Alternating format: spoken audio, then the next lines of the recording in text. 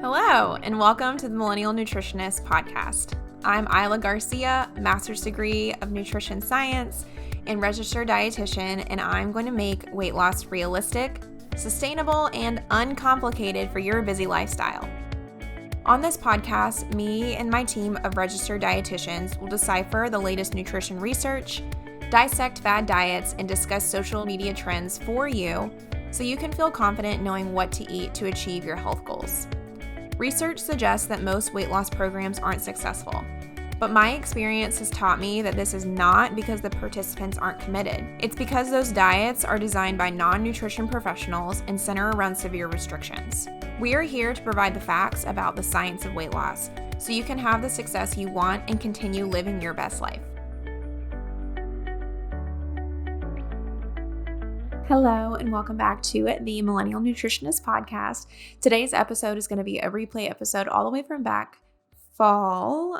So it is an episode that I interviewed our coach, Catherine, about fall. So this is going to be a little bit different than the fall episode that we had a couple of weeks ago because with a different coach comes a different set of struggles. Catherine is a little bit more into football and being super social. So she's going to talk a little bit more about this, more about like what to do when you're at these gatherings, some things you can specifically bring to football tailgates or when you're watching football with your friends. And I just really want to make sure I pump out the fall content for everybody because I just feel like this is the time of the year where people have the hardest time. And even if you're not trying to lose weight, I just want you to feel like you can at least maintain it and it doesn't have to be impossible. I think a lot of times throughout this year, this time of the year, we're just like, whatever, like it's so close to the end of the year. I'll just start over in January.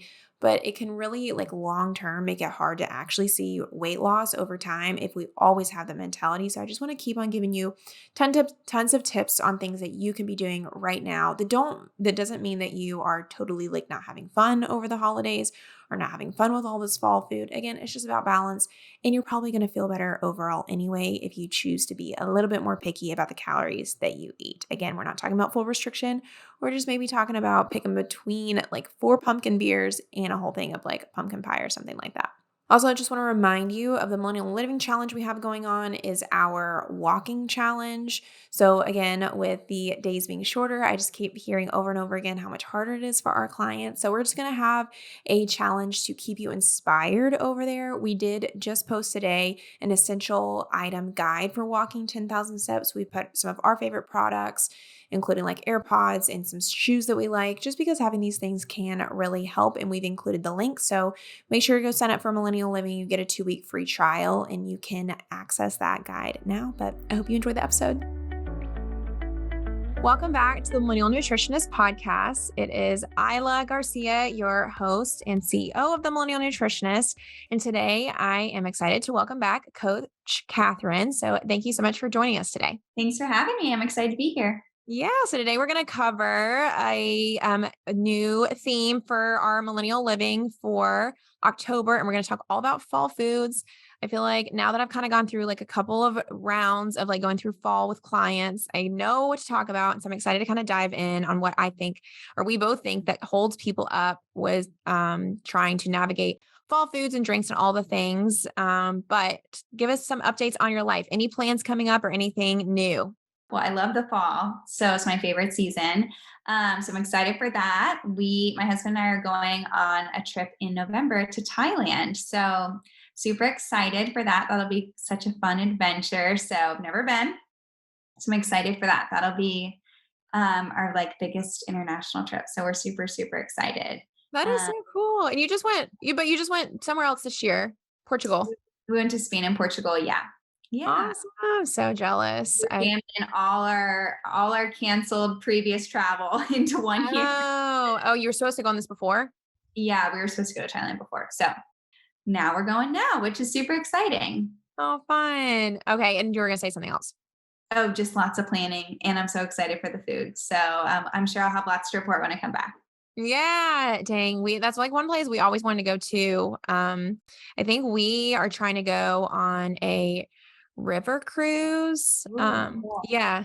There was one, I think, through Thailand, but I think we're gonna do one close to Christmas because my husband gets like his like whole company shuts down for a couple weeks. So we're trying to like capitalize on that and Mhm. do like it like bounces from all these like Central American countries like Costa Rica and Mexico and like Nicaragua, which would be fun. It's with a Viking cruise line though. We get like a discount.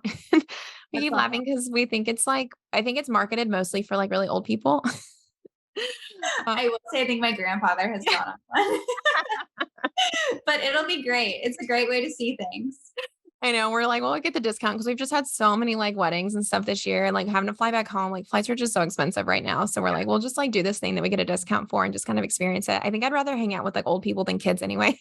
But that is so exciting. Yeah, we'll have to do another podcast or something so you can give more tips. But tell us about your clients that are kind of like going on. So we're kind of I feel like this is always like a tricky season with clients because everybody's either like skeptical about working or it's like weird because there's a lot of food events. So any kind of like updates with any of your clients or any success stories? I feel like this back to school season, things are kicking off, summer's wrapped up, fall festivities have begun.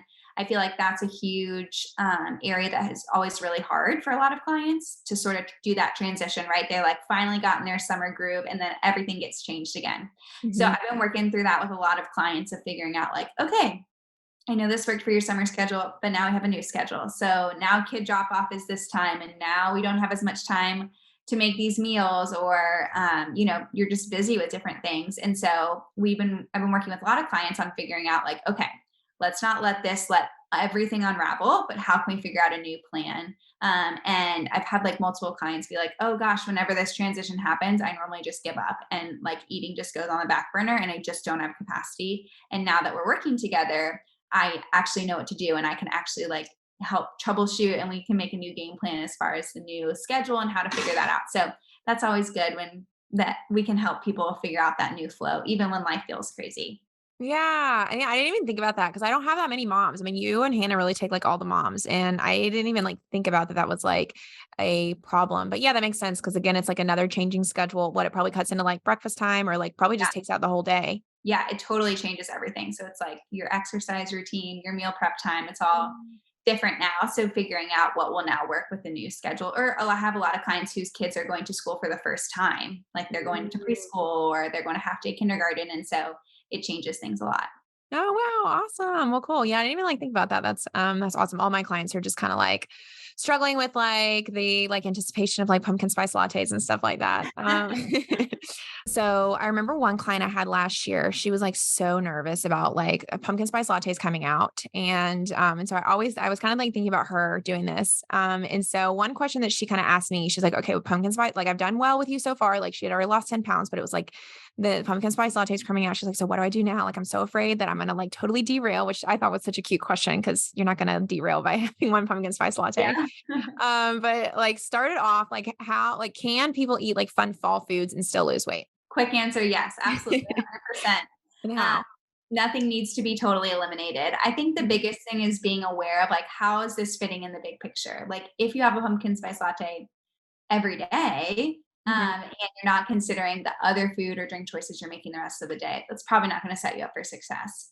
But all of these things can fit within moderation and within the kind of choices you're making throughout the rest of the day. So I think absolutely you can have the fall fun foods and enjoy them in the drinks and the lattes. It's just about thinking how this fits in the bigger picture and making sure that you're aware of that. And then, and I think choosing what you really want to have, right? There's some foods that are just in the fall. So we think, oh gosh, well, this is the only time of the year that I get to have them. So I better have it now. When in reality, if you don't love it, you don't have to have it, right? Like if you love pumpkin spice lattes, great, have one, figure out how it's going to fit within the goals you're trying to reach. But if that's not a favorite thing, don't feel like you just have to have it because it's only here for this time of the year. Yeah, I think that's so well said. I like went to Starbucks yesterday. I still haven't had a pumpkin spice latte yet because I think they just came out last week. We're recording this in like early September. And I like it's so easy to like get caught up in the hype. I think even for myself for like, all the marketing stuff that comes out. And I was like, oh, I'm at Starbucks. I'm gonna get like I like it's still really hot. So I was like, oh, I'll get like the little pumpkin like cold foam cream or whatever it is. But those things are like really high in calories. But I was like, I'll just get it anyway. It's like fun. But then I was like, I remember like I don't even really like them. I'm not a huge like pumpkin pumpkin spice girly or anything. And so I'd rather like save my calories for something else, I think like later on than have those. So I think just like you said, like even evaluating, like, do you really, really love them? And I think if you do, I think I told that client, like, there's a couple of different things you can even do. You can have a lower size. She's like, I didn't even ever think about that. So you could, if you like the latte, you could swap it out for skim milk. If you like almond milk, you could swap it out for that. You could do like a pumpkin spice coffee. So there's so many things you can do if you really like the flavors too. What about like some examples of like low and high calorie fall foods, just so we can like set the groundwork of what we're even talking about going forward? The high ones, like, right. I just think of like football and tailgating and Mm. like hangouts and obviously Halloween and candy and baked goods and pies and all of the fall drinks. And there's lots of like alcohol, obviously different pumpkin beers and Mhm. different cocktails with apple cider and all that kind of stuff. So I think there's so many things, and it's a more cozy season. You're inside, well, maybe not Texas, but other parts of the Yeah. other areas, it's more cozy. So you're inside more. You're maybe less active. So I think there's tons and tons of foods that can be really high calorie, like dips and really appetizer heavy kind of activities. But then there's also tons of amazing foods like sweet potatoes and apples and squash and things like that that are in season in the fall. That you can make tons of really fun things with that still taste amazing that are maybe going to be a little bit more in line with like the goals that you have, and also making those alterations, right? It doesn't have to be this all or nothing thing. If there's some food that you really love and you really want to have, you can always make it work, which is why working with a dietitian is so helpful to figure out how that fits in the big picture. But there's also those like swaps that you can make to things like lattes to make it fit easier. Yeah, I just had a conversation like literally just now with a client where she overate like every weekend, or not every weekend, but every time she went out to eat, we would put together this plan and she's like, I just can't follow it. And I like was like I was like, take me kind of through your thought process. And she was saying that she's like, well, I just don't really like the grilled chicken when we go. Or she's like, I just don't really like the salads. I really like the steak and I really like the pasta. And I was like, I told her, I was like, I feel like I'm kind of hearing you saying that you're like putting foods into categories of like, this causes me to gain weight and this causes me to lose weight. And she never even thought about that she was doing that. So I think like, kind of like what you're saying with the fall foods, like, I think overall knowing that all foods can kind of fit. I feel like that's such a cliche now, but it really can if you like decrease portions or even just like make that like your fun meal of the day or whatever.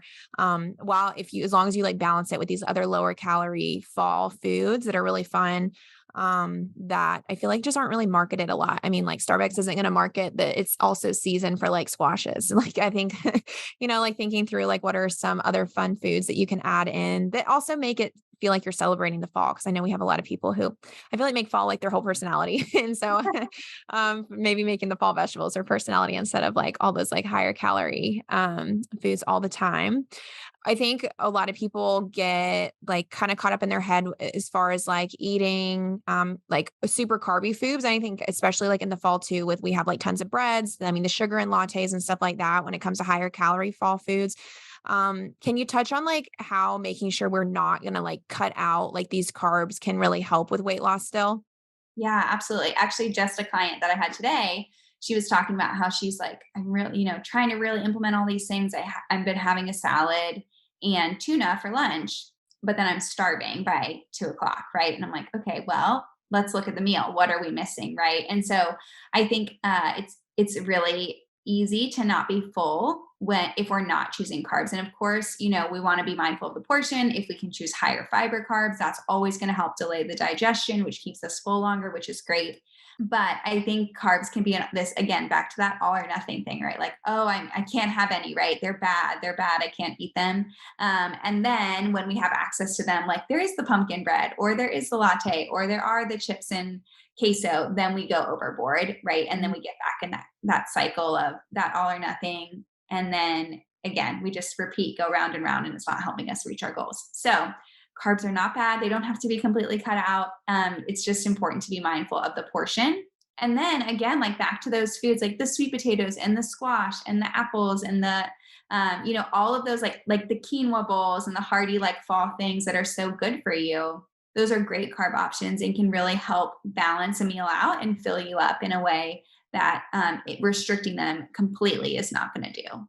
Right. Yeah. I think that when people tend to overeat on foods, I try to point them back to thinking like, what are you under eating that's causing you to do that? A lot of times it's carbs. And so I know a lot of people after the holiday season, after the fall and the winter, like to try to do a Whole30, which I feel like really cuts down on the carbs. So I think now like trying to find ways to balance carbs into all these like fun holiday foods and fall foods that you like will help you again to not just continue to have that like all or nothing that just like shoots us off into like January super restrictive diet mode. But cool. Let's go into our tips. So, tell us your first tip on how you feel like, or like, what's your first like tip or thing that you feel like people struggle with when it comes to the fall season, and like, how can people, like help themselves with that? So the first thing I thought of was like football season, tailgating, watch parties. That is super big, at least the part of the country that I live in. And so I think a lot of places too. So it's always tons and tons of appetizers, right? Like there's no real structured meal. So you're kind of like, what's going on? Do I eat before? Do I eat after? And then there's just a ton of dips and higher calorie foods that are available. And I think that can really throw people off. So I think the biggest thing for a situation like that is one, if you're hosting, you can decide what's served. And two, if you're going somewhere, you can also bring something that you want to have, that you want to contribute, that you want to choose when you're going. So maybe it's a veggie tray. Maybe you make like a fun dip with like some Greek yogurt to add some protein in. Or maybe you bring some sort of item that's going to have some sort of protein in it that you know is going to fill you up. Whatever it may be, just know that you have the ability to bring something that you want to have.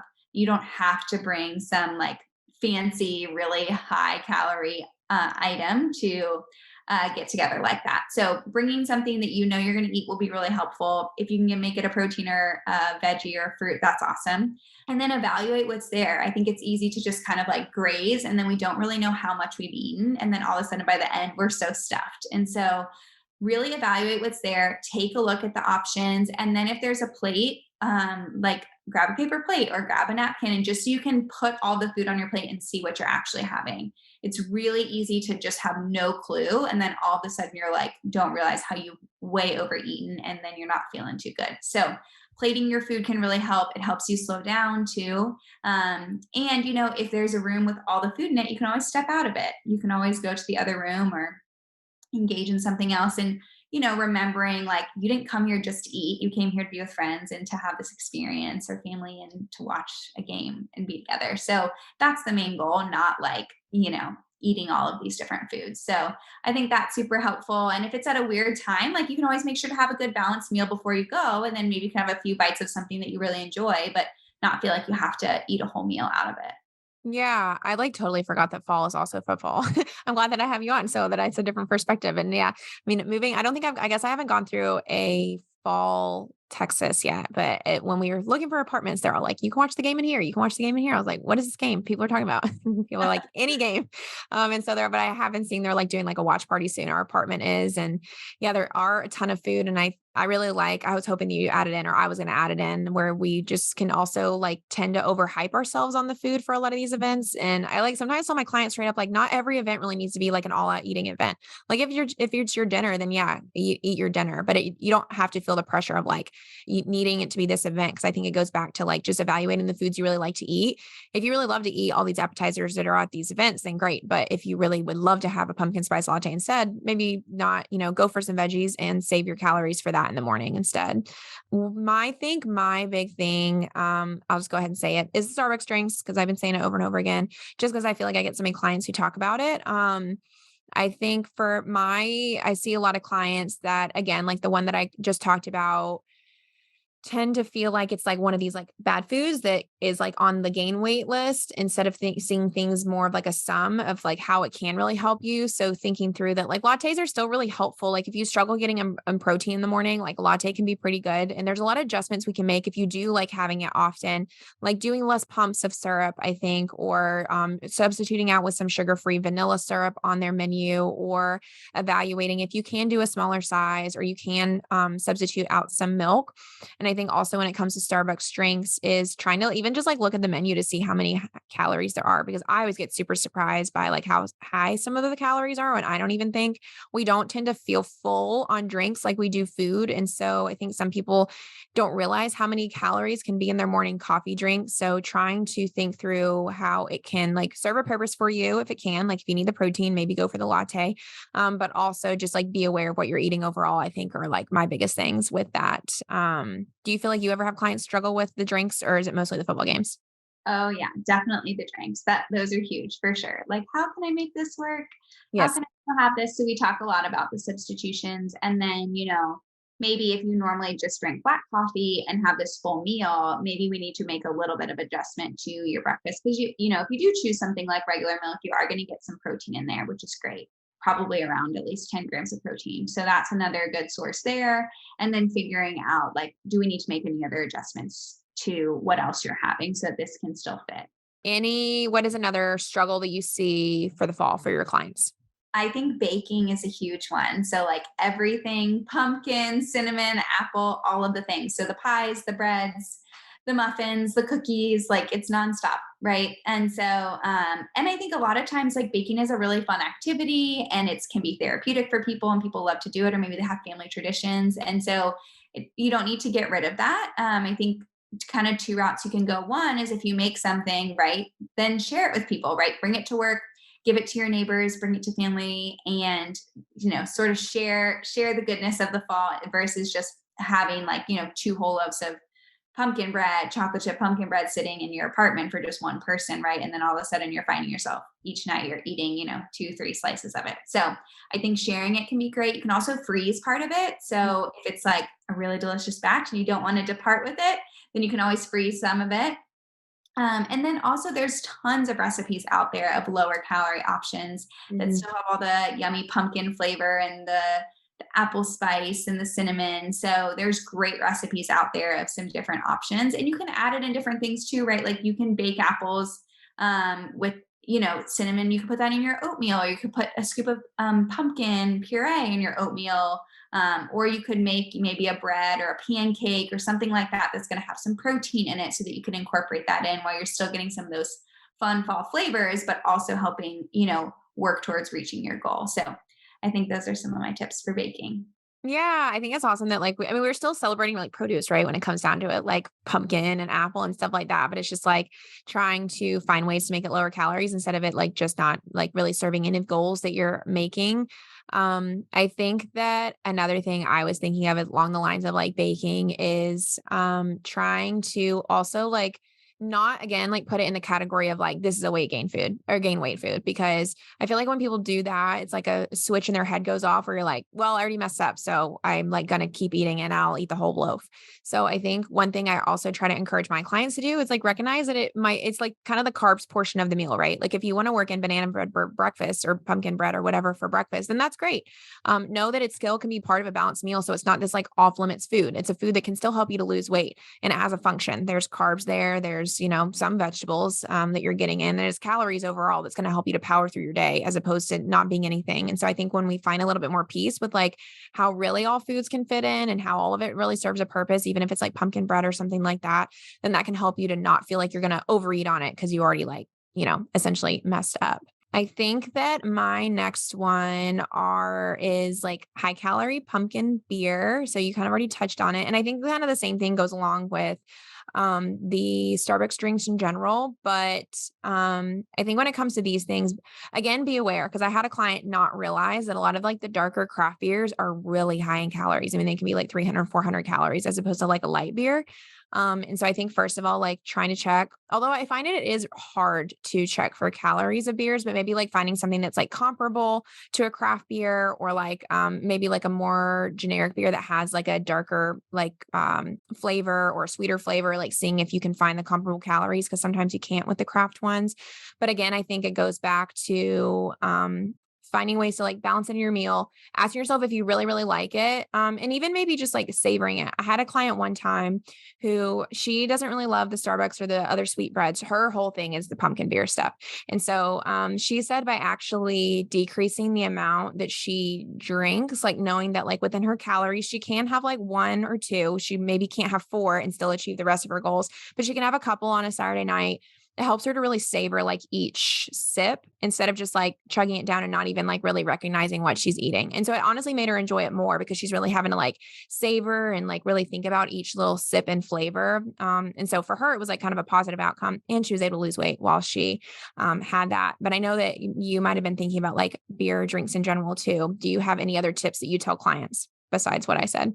Yeah, I think that's super important. And yeah, there's lots of other activities. There's like signature cocktails or the beers or the apple cider drinks. And I think those like sweeter ones can definitely pack way more calories. So I think you got to think about it in the scheme of your whole day. Again, back to that same theme that I feel like we keep going to of like, is this something you really enjoy? Is this something that you really want to have? Or is it just like being served or everyone else is having it? And then if that is something that you really want, then you can make it work. But if it's not, then like you don't have to have the 300-calorie spiked apple cider cocktail, right? You can choose something else that, maybe is low in calories, or maybe just choose like a hot tea or a water or drink. Like if you don't want to have it, you don't have to have it. And so I think that that's a helpful thing to just, I think that's empowering to a lot of clients when I tell them like, well, do you like it? And they're like, I mean, it's okay. I'm like, well, you don't have to have it. And they're like, oh, I guess you're right. But like you have the power to choose what you want to put in your body. And so if you want to have it, then great. You can totally find a way to make it work. But if you don't really like it or don't enjoy it, like I will always choose dessert over drinking an alcoholic beverage 10 times out of 10. So I think just choose like what's more important to you, what do you enjoy, and then to savor it, to slow down, enjoy it, be more mindful of it. And that I think that will help a lot. I think that's great. I think that's always fun when like clients eventually realize that. It's always fun in a session when they like or like I realized I didn't even like the foods that were causing me to gain weight anyway. I'm like, oh, that's such a simple fix then. Great. What is another struggle that you see with clients or people around this time of year? Clients get anxious with the holidays coming up. And I think it's easy to go back to that cycle of like, well, if I mess one thing up, then I'll just wait till January. Hmm. And I think that's a really toxic mindset to get in because one, January is still far away.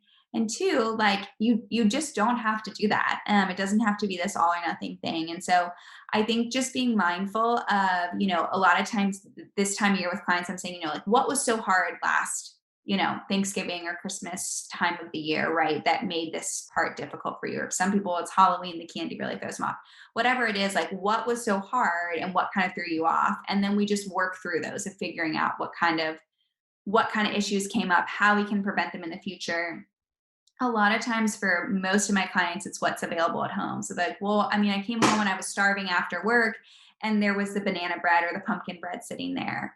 Or, my kids' candy, like I, had to go through it with them and then I ended up eating 10 pieces, or whatever it may be. And so we just kind of figure out what those hurdles are and then we work through them. And so I think that's the biggest thing of like, it doesn't have to be all or nothing. Even though the holidays are coming and the fall feels like the start of all of that, you can still find a way to enjoy these foods that you really enjoy and love that are fun and festive to the season while also still reaching your goals of getting to a healthy weight.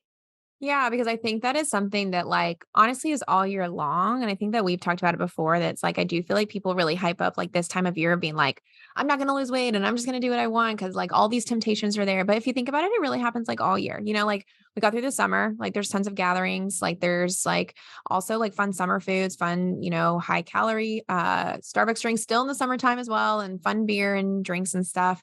And then in the spring, like there's even like, there's Easter, there's Mother's Day, there's graduation, like there's other stuff all year long, not to mention like if you're social at all, like going out to eat is a thing like all year.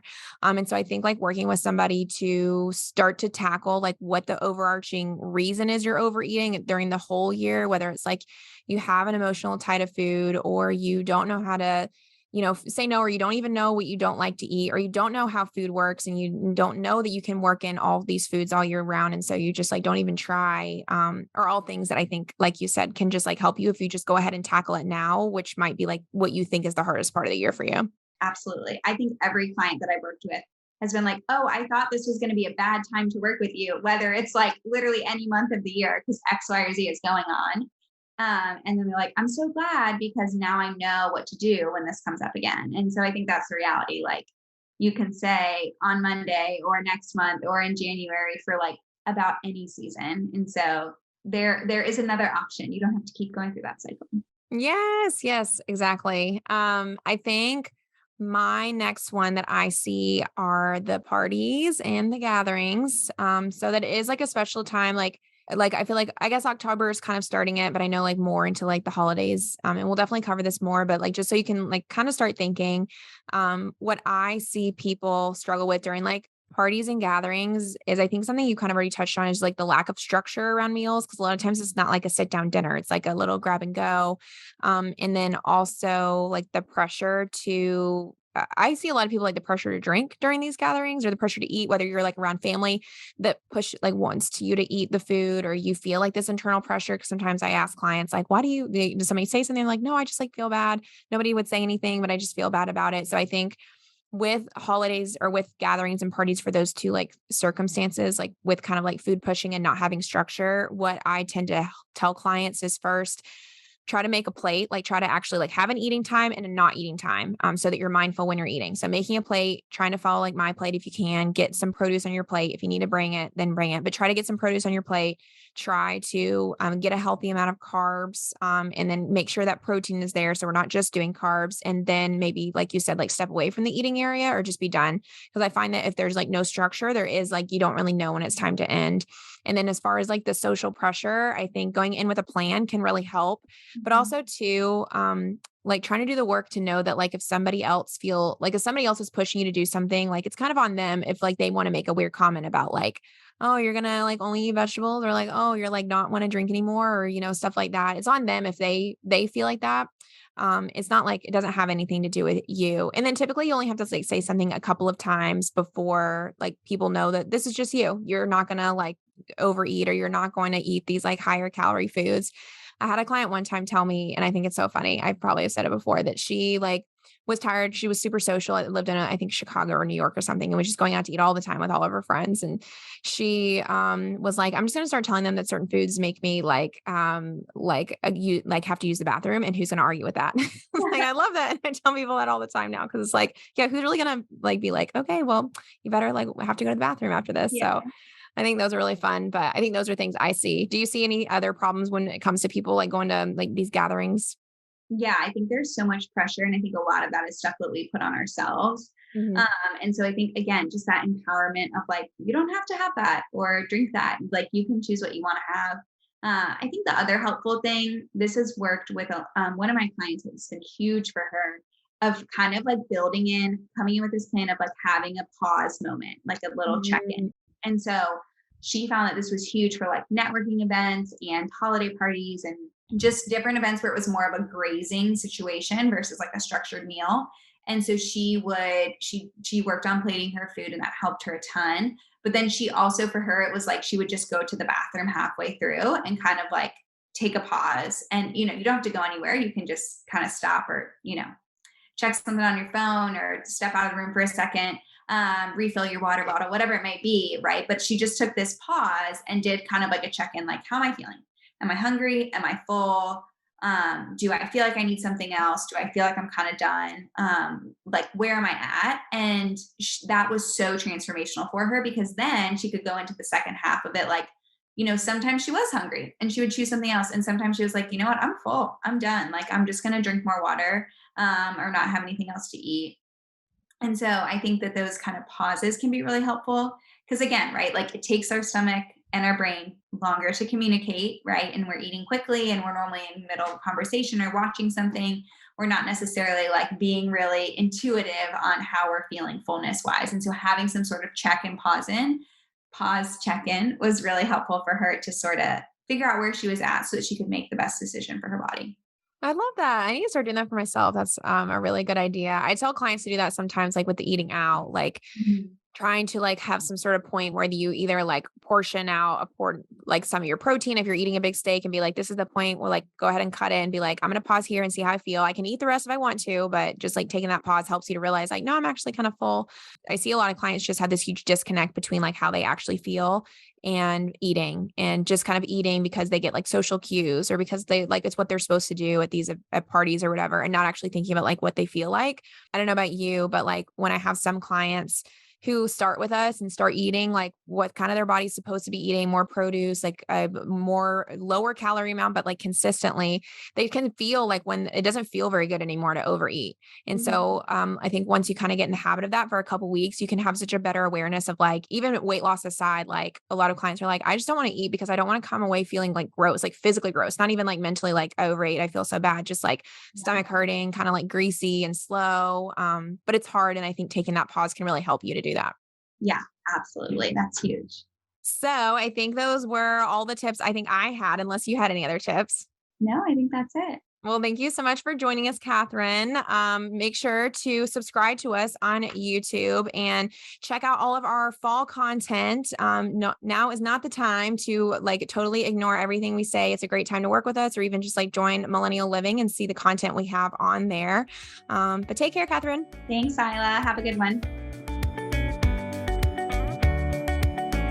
Thank you so much for listening to the Millennial Nutritionist Podcast. For daily weight loss tips and nutrition information, you can find us on Instagram at the.millennial.nutritionist and on TikTok at millennial.nutritionist. If you find this information helpful, please subscribe to the podcast and share it with a friend who needs encouragement on their health journey.